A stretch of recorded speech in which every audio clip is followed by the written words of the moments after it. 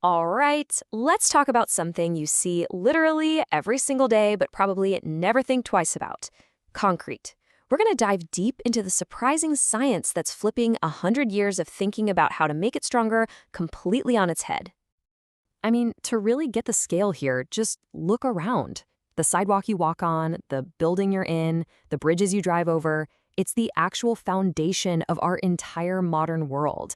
We as humans use more concrete than anything else on the planet, except for the water we drink.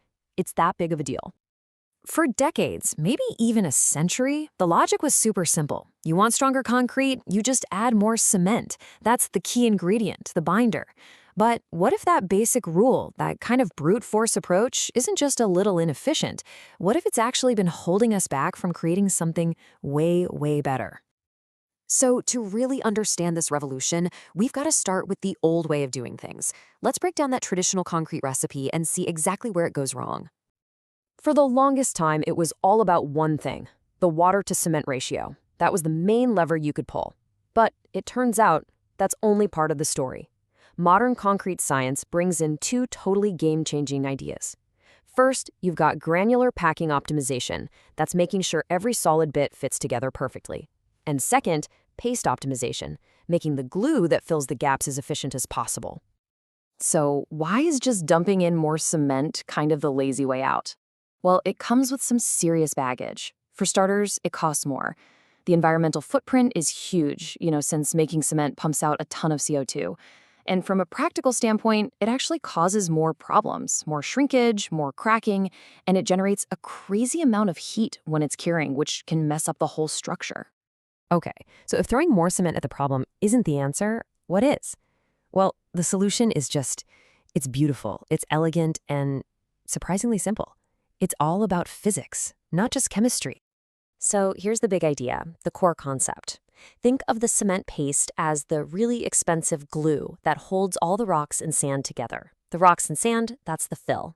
The goal of this new approach is to use the absolute minimum amount of that pricey glue by arranging the fills so perfectly that there are hardly any empty spaces left to fill. And the jar of rocks analogy explains this perfectly. Okay, picture a big glass jar. First, you fill it with large rocks. You can see all those big gaps between them, right? Now you pour in smaller pebbles and watch as they just fall right into those gaps. Then you pour in sand, and it fills all the even tinier spaces between the pebbles. See what's happening? By using this cascade of different sizes, you create a super dense system before you've even thought about adding a single drop of that cement glue. Okay, this is a fantastic concept, but how in the world do engineers actually pull this off in the real world? I mean, you can't just keep doing endless, expensive trial and error batches.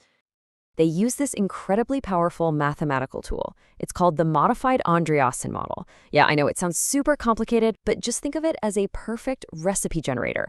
This model creates a target curve. It's like a perfect blueprint for how to combine everything from the big rocks down to microscopic powders to get the densest possible mix. And get this isn't done by hand anymore. Engineers use really sophisticated software to basically play with the recipe on a computer, which, as you can imagine, saves a massive amount of time, material, and money. The way this software shows this is really cool. You basically see two lines, or curves. The red curve is that perfect target, the ideal mix from the Andreasen model. The blue curve, that's your current recipe. The whole game is to just tweak the amounts of your ingredients until your blue line perfectly matches that red line. It's like solving a puzzle. So you might start with a recipe that looks like this, where the blue line is all over the place, way off from the red target.